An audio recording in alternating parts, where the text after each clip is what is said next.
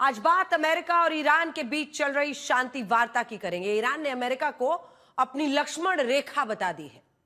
वो missile programme, वो परमाणु प्रोग्राम को लेकर कोई समझौता नहीं करेगा, साफ कह दिया है। अब शांति होगी या फिर युद्ध, फैसला अमेरिकी राष्ट्रपति को करना है, डोनाल्ड ट्रंप को करना है। ट्रंप के निर्णय पर पीस डील का एक तरह से भविष्य टिका हुआ है, लेकिन ईरान को लेकर ट्रंप के पल पल बदलते रुख से शांति समझौते को लेकर बड़ा कंफ्यूजन है।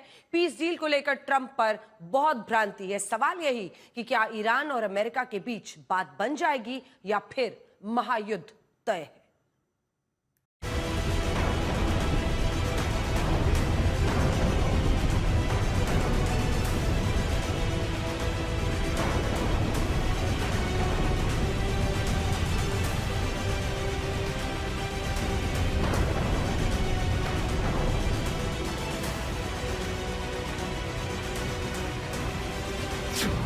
क्या ट्रंप शांति नहीं फिर से युद्ध चाहते हैं?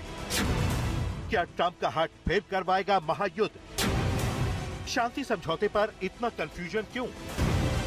ईरान का दावा, अमेरिकी ड्रोन मार गिराया। ईरान ने महायुद्ध का रिहर्सल शुरू किया। अमेरिकी रक्षा मंत्री की ईरान को नई धमकी। युद्ध या शांति, ट्रंप पर भ्रांति।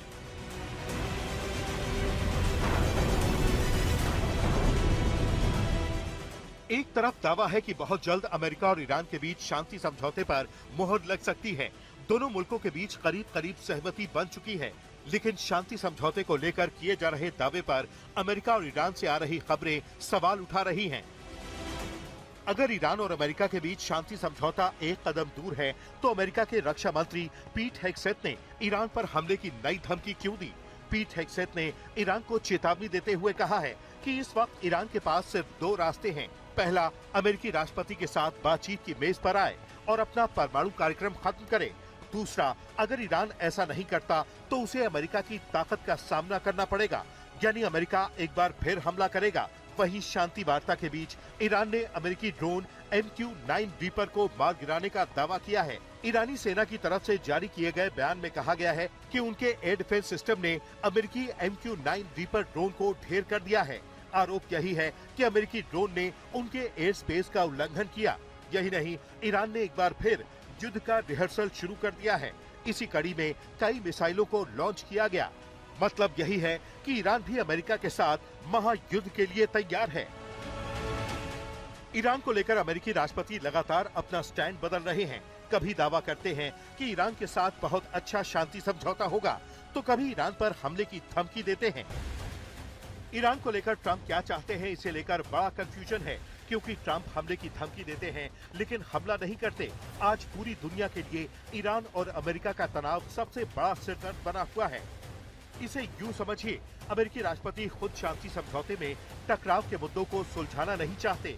बड़ी बात यह है कि ईरान को धमकी तो देते हैं, लेकिन दोबारा ईरान के साथ युद्ध में उलझना नहीं चाहते। ऐसे में ट्रंप की नीति और नियत पर भ्रांति के चलते पूरी दुनिया फंसी हुई है। मतलब ट्रंप ने शांति समझौते को लटका रखा है। यही वजह है कि शांति समझौता होगा या नहीं, कोई नहीं जानता। रिपोर्ट्स के मुताबिक अमेरिका और ईरान के बीच तनाव बढ़ने की दो बड़ी वजह हैं।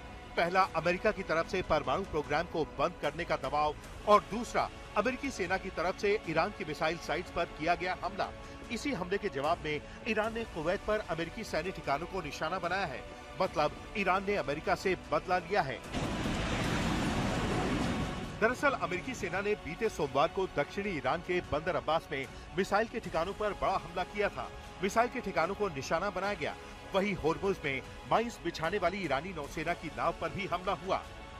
ये हमले आत्मरक्षा में किए गए और उनका मकसद ईरानी बलों से सैनिकों को होने वाले खतरे से बचाना था। अमेरिकी सेना जारी युद्ध विराम के दौरान संयम बरतते हुए अपने सैनिकों की रक्षा करती रहेगी। हमले बंदर अब्बास के पास किए गए हैं। अमेरिकी सेंट्रल कमांड के मुताबिक ये हमला सेल्फ डिफेंस यानी आत्मरक्षा में की गई सैन्य कार्रवाई है।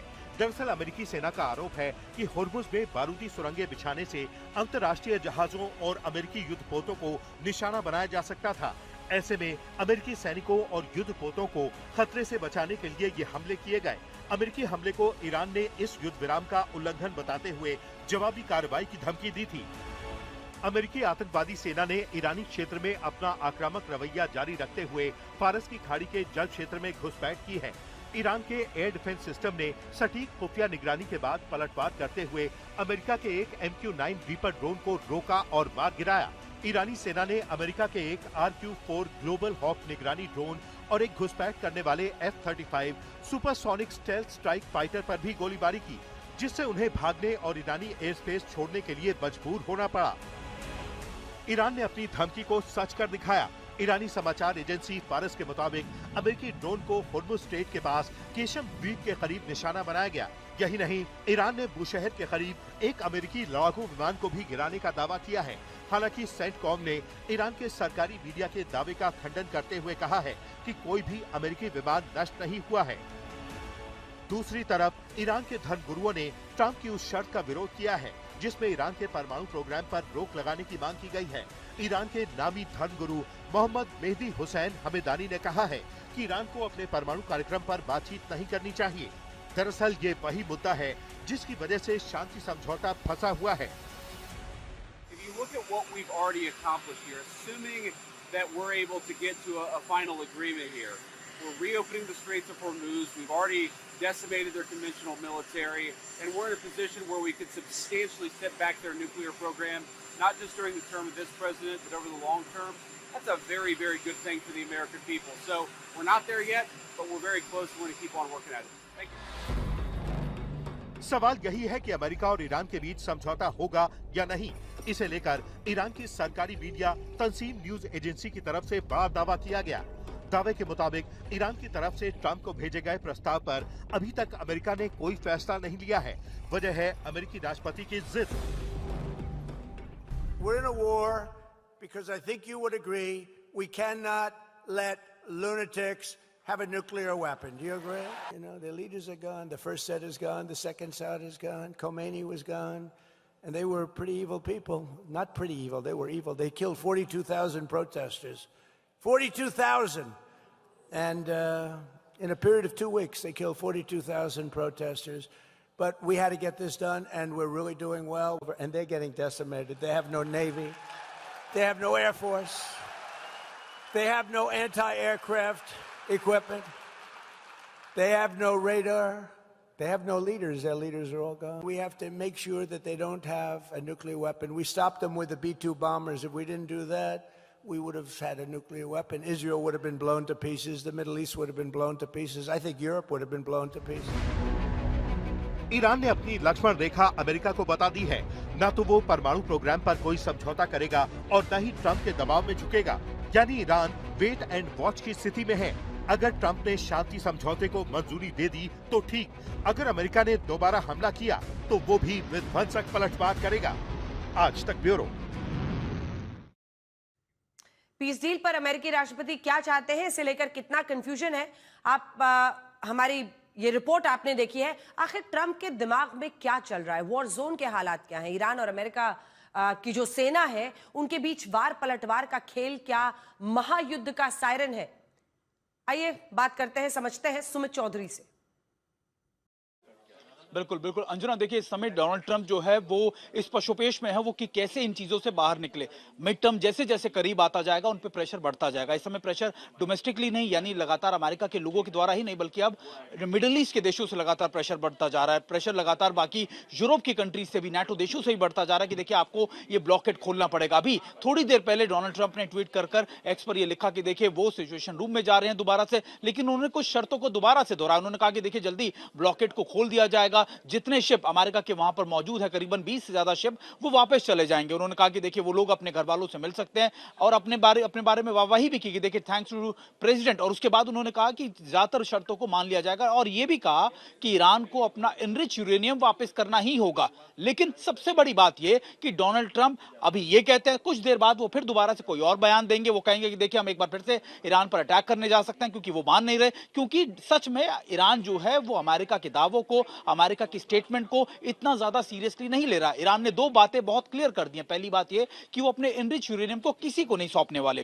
पहले कहा जा रहा था कि देखिए रशिया को सौंप सकते हैं, लेकिन उसके बाद वो भी मनाही हो गई। दूसरी सबसे इंपॉर्टेंट बात यह थी कि कहा जा रहा था कि देखिए जो सुप्रीमेसी है या फिर जो हॉर्मूज के अंदर ईरान अपने एसर्ट्स को पीछे खींच लेगा, बंदर अब्बास या पीछे के इलाकों में, वो भी ईरान ने क्लियर कर दिया कि वो ऐसा नहीं करने वाला। वहां पर वो अपना डोमिनेंस बरकरार रखेगा।